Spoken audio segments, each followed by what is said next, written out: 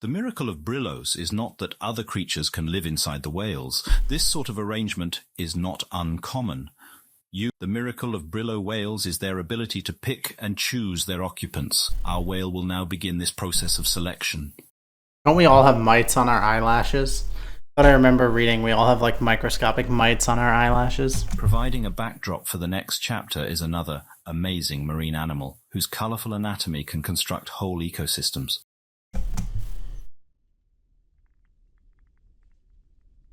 Our Earth audience will find it a familiar species. It is the reef-building coral. Coral. A bikini fish gently picks her way along a mountainous path of calcium carbonate exoskeletons. Imagine this entire thing was an inventive fish submission for the bikini fish. It's her daily prowl for food, and something tasty has her attention.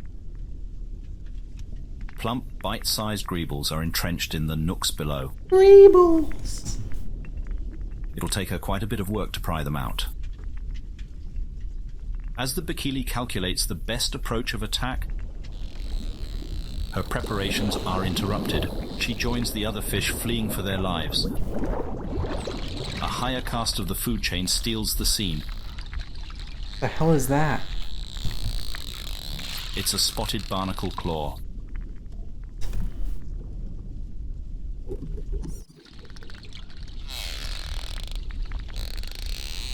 One powerful yank extracts the entire colony hiding below. Look at how they're holding on to each other. Look like the villains in a cartoon. The host Brillo whale groans with dissatisfaction. This isn't a meal fit for a leviathan.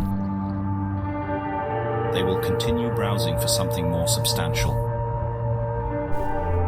Our whale watches the drama unfold from a safe distance, somewhat perplexed. In the 6 years since we last rejoined him, the Great Reef has not run short of new surprises. From near and far, one can hear the calls of unknown Brillos bounding off these cavernous walls. At least he still has someone familiar to rely on. His adoptive mother is usually out of sight, but never too far away. She has changed quite a great deal since we last saw her. She became better. Now she has scary stuff. Perhaps in response to the penumbra shark attack, she has undergone a zealous application of eye spots to her figure. While not as outwardly apparent, our young whale's body has undergone an even more radical change. His skin layers and immune system have fully developed and are ready to host other species. This dermatological puberty is the crossroad. He must decide what sort of Brillo he will become. How does a young whale make such a crucial decision? I would be the one with the giant claws. Why would you want to be anything other than the one with the giant claws? I mean, I guess the cool skeleton one was pretty sick too. The choices are overwhelming, the combinations are infinite, and mistakes are fatal. One way to ensure future success is to replicate past success. Brillo youths find a welcoming adult and attempt to fashion themselves in their likeness. The older whale assists with offerings of seeds, eggs, larvae, and other materials needed to begin the garden. The younger whale remains close for the years after, learning new behavior from the adult. Not every option available to a young whale is desirable. This old-timer is welcoming, but our whale is visibly uncomfortable. The creepy old uncle. It isn't hard to imagine why, but on the other hand, another young Brillo might happily accept this body plan. What shapes such individual preference? Realistically, there are far too many influences to chart, but from our limited data, there is one factor that stands out. We estimate that half of Brillos choose to replicate their own mothers. Our whale displays this preference towards his biological mother. Bro, your mom died, and I guess she did protect him, so fair enough. These ribbon plants are the same variety she once wore. Our calf returns here every day, but it is no use. This Brillo whale is deceased. Nothing but a cleaned skeleton remains beneath the foliage. While it is interesting that the garden can partially survive on, none of it can be transferred without the living adult to help.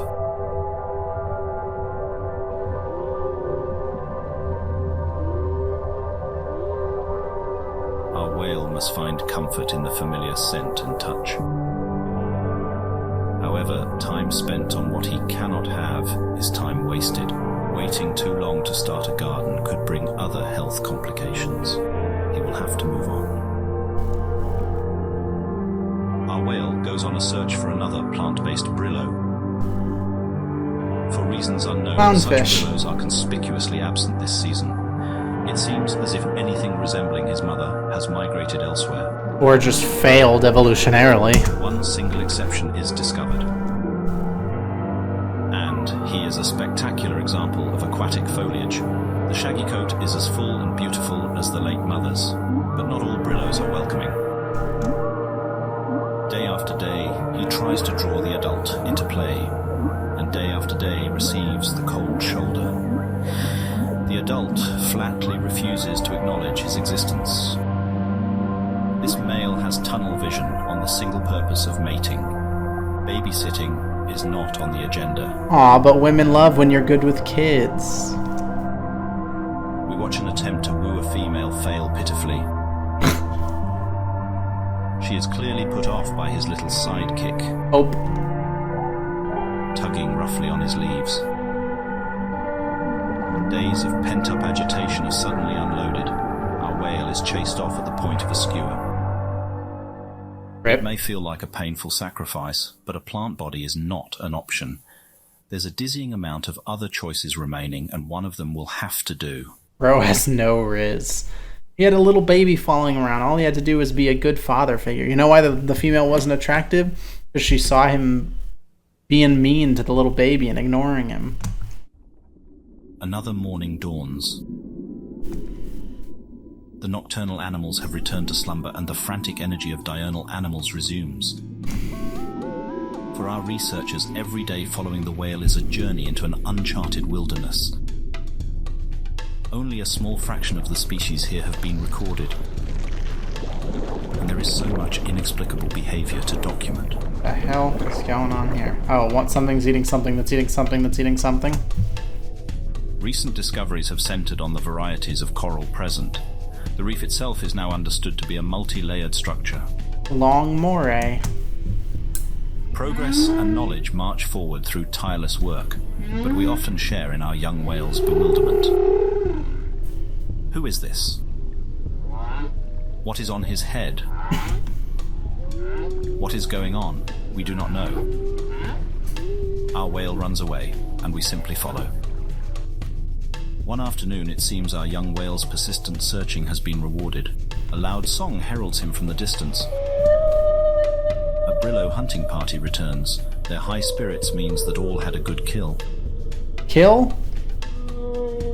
I don't think we've seen them eat up until this point. I didn't know that they ate The group's meat. leader is calling to our whale. Our youth remains in place but allows the adult to approach. These whales are sophisticated pack hunters. The chowper, a stupid but friendly shark, totally accepts the Brillos as their own. Chowper. Stupid but friendly shark. I like this version of nature documentaries where you can call an animal stupid. Compared to the painful transmogrification other Brillos endure, this silky costume is minimally invasive and provides maximum returns. And it's a plant. This successful symbiosis strategy is limited only by the pack's willingness to share it with others. An open invitation from the leader is a golden opportunity. Something isn't right. Our whale is fixated on the chowper. It is a tragedy that our whale seems unable to tolerate sharks of any kind. Aw, trauma. He flees. He ruined his chance. Over the weeks, we observe our subject whale becoming increasingly distressed. It is critical he suppress unpleasant feelings and adopt a symbiosis plan. A Brillo whale cannot survive unplanted. He can perceive himself failing to integrate, of course, but the building internal agitation is not a force that will help him adapt better. Autumn draws to a close. Several new varieties of Brillo begin to arrive from colder latitudes. These are mostly hunter archetypes who can live a life less dependent on the reef's concentrated bounty. A camouflaged whale waits for prey to swim near. That's a UFO. This kind of strategy requires a good deal of patience. Our whale, sensing the hunter, swims wide. The camo whale politely hails him. Other Brillo whales aren't the target of his trap. Our whale replies with mistrust and leaves. Something is wrong. Our whale's once irrepressible curiosity has grown increasingly muted. He's depressed. Even wonders like bioluminescence provokes no reaction. These lamplighter fish are practicing their jousting in preparation for the annual mating competition. The event is soon. It's only a one-night affair, and they will all die immediately afterwards. They look like the, what's that lantern fish with the eyes and the head and all that? I don't remember the name. Man, I'm really bad with ocean fish, aren't I? We think it would be quite the enriching spectacle. But the fish seem to be of no interest. Our research objectives all involve how a planted Brillo changes gene expression throughout its life. An unplanted whale is no use to us. There is a fear that our biometric implants have been invested on a losing whale. But before we can discuss contingency plans, our Brillo finally begins to break bad habits. This unknown youth He has got a snagged girlfriend lamplighter and presents it now to our whale. Perhaps he was enthused to share his catch and our whale happened to be closest.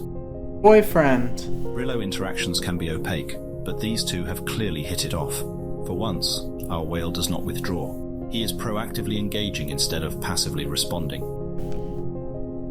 It's a much welcome scene, but it begs the question, what changed? What external factors could have contributed to a more outgoing posture? Did our cameras miss a life-changing event? Does this stranger seem less threatening than all the others? It is true that our whale, having been born outside the herd, has consistently lacked peer contact his own age. Young Nautilus Brillos cannot transmit garden organisms between each other, so the interaction here probably feels less fraught than it might with an adult, who could permanently dose him with life-altering symbiosis. We hypothesize that juvenile Brillo association is a necessary prior step to adult interaction. Regardless of how correct this assertion is, it successfully buys our study additional time. The two whales spend the rest of the day playing and are still chasing fish together when we leave them. Night falls, but our whale is not asleep. GPS coordinates show he is swimming somewhere. As his aberrant behavior is still under scrutiny, the team moves to investigate. A spotlight is aimed overboard. We discover more than just our whale. He is traveling with a pod of other youths. They all sing with curiosity at the sudden lights shining from above. We cut the power to avoid further disturbance. It's soon clear where the Brillos are headed. The first glimmers of action appear in the near distance. The night of the lamplighter fish has begun. Oh, they're going to watch. The ocean starts to flash brilliantly as males battle for the attention of females. The weak are pierced open, spilling bioluminescence into the water. They shine with complete indifference to predators attacking. Known as predator satiation, there are simply too many to all be eaten. Best night of the year for predators, though. His belly full of glowing fish bits, our whale watches the show reach its climax. It seems like he'll be up all night with the others. Confident in his safety, we recall our camera drones to finish their scheduled recharge.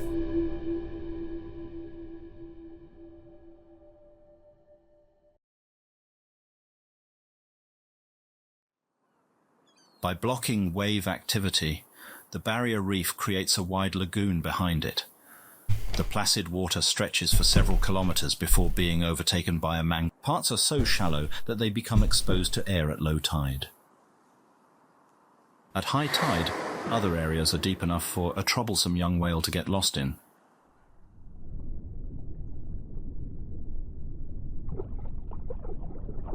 Crab. Okay, bye, His friends crab. weren't adventurous enough to follow him today.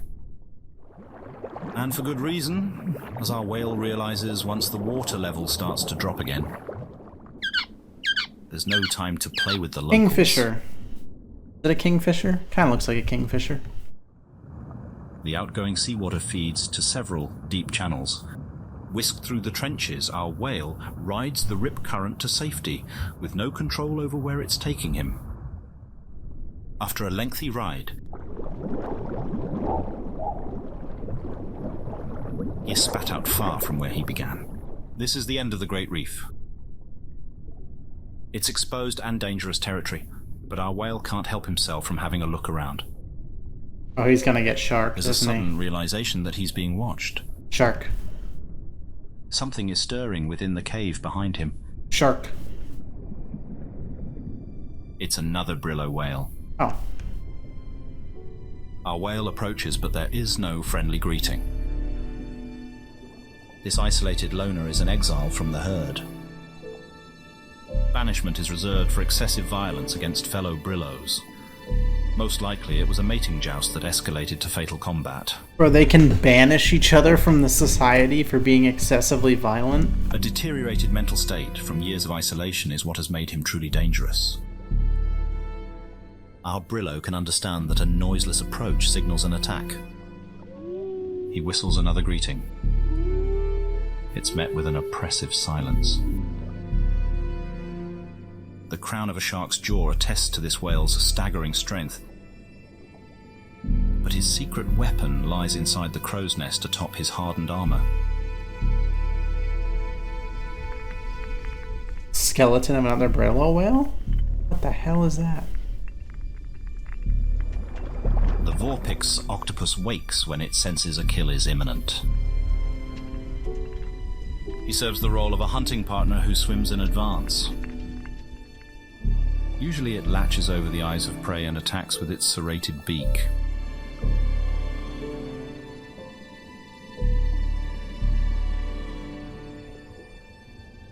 But when prey is so pitifully weak, he prefers to spectate. Our whale is far from being scared. He's experiencing a whole other emotion. He knows.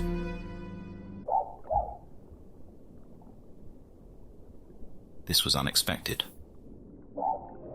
Abandoning caution, the calf sings and plays like he's found a new friend. He goes in for a nuzzle and the harsh exterior cracks. How long has it been since the old-timer experienced any warmth of companionship? Maybe having a little apprentice killer won't be so bad. He grunts, struggling to remember a song that isn't also a threat. This isn't the scene of bloodshed that the octopus wanted. It seems he's witnessed this cycle once before, as he knows what must be done. The Vorpix presents our whale with a living piece of the armor plating. A quick feel for the soft spot. Ow! And the deed is done. When the young whale wakes up, the implant will already have sprouted roots to hold firmly fixed in his skin. With this major milestone now documented, the mobile lab departs and will not rejoin the whale again until his adulthood. Implants will continue to transmit information about his physical development for a 20-year remote observation period. This also ends the documentary team's access to the whale and concludes the first phase of our project. For us, raw data is far less compelling than first-hand observation of his body being reconstructed. 20 years is a long time for impatient humans to wait. When we do meet our whale again, it is hard to guess now what we might find. All the changes he experiences over 2 decades will be witnessed in a single moment. It should be nothing short of a complete metamorphosis.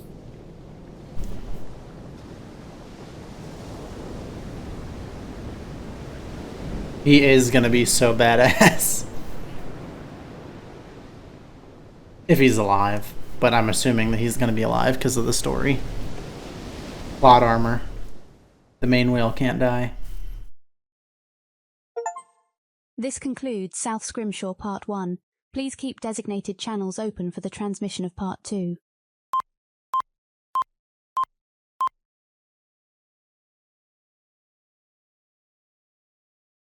Yeah, does he become exiled for associating with a whale that's exiled? That's really cool. Part 2 is on Steam, but it's not out yet. Yeah, that was a very, very good game. I did not expect to play that as much as I did. It's a good story. The speculative evolution is really impressive. Yeah, we'll do Part 2 when it comes out, of course.